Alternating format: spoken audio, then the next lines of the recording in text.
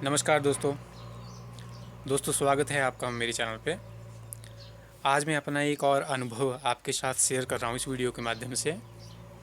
तो आज का विषय मैंने रखा हुआ है घर मकान। जैसे हमने नया मकान बनाया हुआ है, तो घर बनाने से पहले और घर बनाने के दौरान किन किन बातों का विशेष रूप से हमें ध्यान रखना चाहिए, उससे रिलेटेड मैं अपना एक्सपीरियंस आपके साथ शेयर कर रहा हूँ। तो दोस्तों, मैं जैसे बात कर रहा था कि मकान बनाने से पहले हमें कुछ बातों का विशेष रूप से ध्यान रखना चाहिए। तो उनमें एक बात खास ये भी है कि हमें पानी की व्यवस्था करनी चाहिए घर बनाने से पहले। जैसे हमारे यहाँ पे नेचुरल एक नाला है जो बोलते हैं हम, वहाँ पे पानी आता रहता है। तो नलके में पानी बड़ा कम आता था, लेकिन वो जो नाला था उसमें पानी रहता था। तो हमारा बहुत ज़्यादा काम उस वजह से बन गया। और इसके लिए कुछ लोगों को मैंने देखा, जैसे मैंने हमारे गांव में भी या नज़दीक में देखा मैंने कहीं और, कि लोग अब सबसे पहले घर बनाने से पहले पानी की व्यवस्था करते हैं और पानी का टैंक बना लेते हैं ताकि बरसात का पानी भी उसमें इकट्ठा हो और वो यूज किए जा सके। तो ये अगर हो सके तो बहुत ज़रूरी काम है, ये कर लेना चाहिए। इसके अलावा हमें रेता बजरी जो भी सामान आएगा, सीमेंट वगैरह सरिया आएगा, उन चीज़ों के रखने के लिए पहले ही जगह निश्चित कर देनी चाहिए। किसी सेफ जगह पे रखना चाहिए, हो सके तो अपनी ही जगह पे रखना चाहिए या किसी और की भी है तो आपको एक भरोसे के साथ अपना सामान रखना चाहिए ताकि उसके साथ ना तो छेड़खानी हो। और जैसे कि आप रेत लाते हैं या बजरी लाते हैं, तो उनके अगर रेत और बजरी छाँव में होंगे, जैसे पेड़ है कोई ऊपर, तो पेड़ के पत्ते सूख कर उसमें गिर जाते हैं, कई बार मिक्स हो जाते हैं, तो उससे आपको छिंटाई का काम पड़ जाएगा। हालांकि उसकी छिंटाई करके आ जाएगा, जाली होती है रेत की, लेकिन फिर भी बेहतर तरीका यही है कि आप उसको ढक के रखें, जो भी सामान आप लाते हैं रेता बजरी वगैरह, और हो सके तो पेड़ से दूर रखें ताकि पेड़ से उधर पत्ते वगैरह कूड़ा ना उसमें गिरे। और इसके अलावा खास बात रहती है कि आप लोगों को अपना बजट सेट कर लेना चाहिए, और जो भी आप प्लानिंग कर रहे हैं मकान बनाने की, उसका एक मोटा मोटा रिव्यू आपको एक्सपर्ट से, जैसे मकान जिन्होंने बना रखे हों या जिनका प्रोफेशनल है मकान बनाने में, या जिन्होंने, जैसे हमारे पास एक एनालिटिक्स होते हैं, उस हिसाब से आपने एक मोटा मोटा आइडिया लेके हमको चलना चाहिए कि हमारा कितना खर्चा लगभग आ सकता है। क्योंकि हमें पर्सनल एक्सपीरियंस ये रहा कि जैसे हम सोचते थे कई बार कि हमारा जैसे 1,000 रुपये का बजट है, तो कई बार उतार चढ़ाव हो जाता है, जिससे क्वालिटी को प्रेफर करते हुए घर के मकान के काम एक बार होना है, बार बार तो करना नहीं है। लेकिन इसीलिए उनको फिर कई बार होता है हम थोड़ी कॉस्ट बढ़ा करके थोड़ी ज़्यादा अच्छी चीज़ ले लेते हैं। जैसे खिड़कियाँ दरवाजे वगैरह बनते हैं, इनमें जो भी एसेसरीज लगती हैं उन सब के लिए हमने क्वालिटी को काफ़ी प्रेफर किया है। हम वैरायटी होती है, एक सस्ती भी होती है, थोड़ी मीडियम होती है, थोड़ी महंगी भी होती है, वो सारी चीज़ें हमें अपने बजट के हिसाब से पहले ही कैलकुलेट कर लेनी चाहिए ताकि मकान बनाती बार हमें कोई दिक्कत ना आए।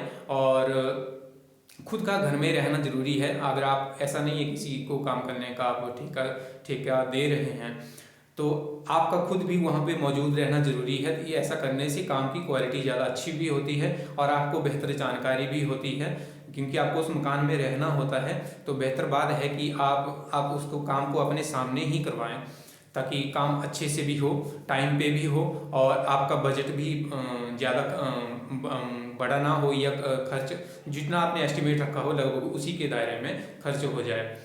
और इसके अलावा खिड़कियाँ दरवाजे की बात होती है, ये इसके लिए मैं अलग से एक वीडियो बनाऊंगा आप पे, क्योंकि इसका बहुत ही बड़ा एक्सपीरियंस हमारा रहा था कि हमने एक ही आदमी से काम करवाया सारा, और घर में हमारे यहाँ बुला करके ही लकड़ी का प्रबंध किया और उनको यहीं पे कारीगरी के लिए बोला गया सारा। तो पूरा फिनिश का जो काम किया था वो एक ही आदमी ने किया हुआ था। इस पर मैं अलग से वीडियो आपके लिए बना दूंगा, और इस वीडियो में इतना ही। तो दोस्तों, आपको अगर घर मकान बनाना है तो बेहतर है आप किसी एक्सपर्ट से, या किसी ने मकान बनाया हो उनसे, या प्रोफेशनल्स होते हैं जैसे घर डिजाइन करते हैं, आर्किटेक्चर वगैरह इंजीनियर होते हैं, बेहतर है आप उनकी सलाह लें। और मिस्त्री से भी पूछ लें, आप किसी से काम करवाना है, लोगों से बात करें कि कौन सा, आप पहले ही ये बात निश्चित करके रखें कि किसी भरोसे के आदमी से आप काम करवाएं जो अच्छा काम जानता हो, बेहतर जानकारी हो जिससे किसी काम की। तो दोस्तों, ये है हमारा मकान। इसका बैक साइड का व्यू मैं आपको दिखा रहा हूँ अभी। तो मकान बनाने से पहले जो हमें बात ध्यान रखनी होती है, तो टिप्स के तौर पे मैं आपको अभी बता रहा हूँ कि सबसे पहले तो हमें अपनी बाउंड्री क्लियर करनी चाहिए, ताकि मकान के चारों तरफ हमारी अपनी जगह हो।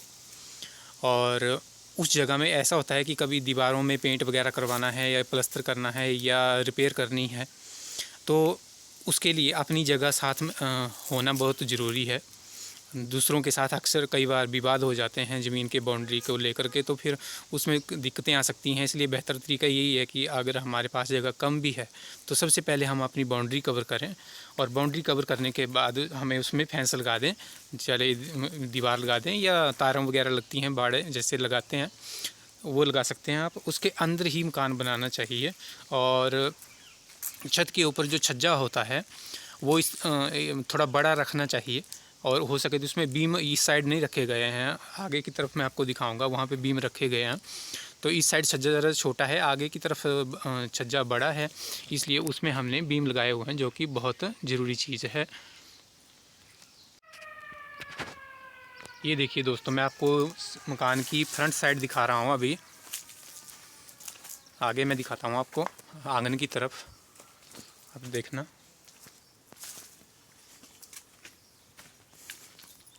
ये देखिए, जैसे यहाँ पे बीम रखे गए हैं, छज्जा थोड़ा बड़ा रखा गया है और बीम इसमें रखे गए हैं।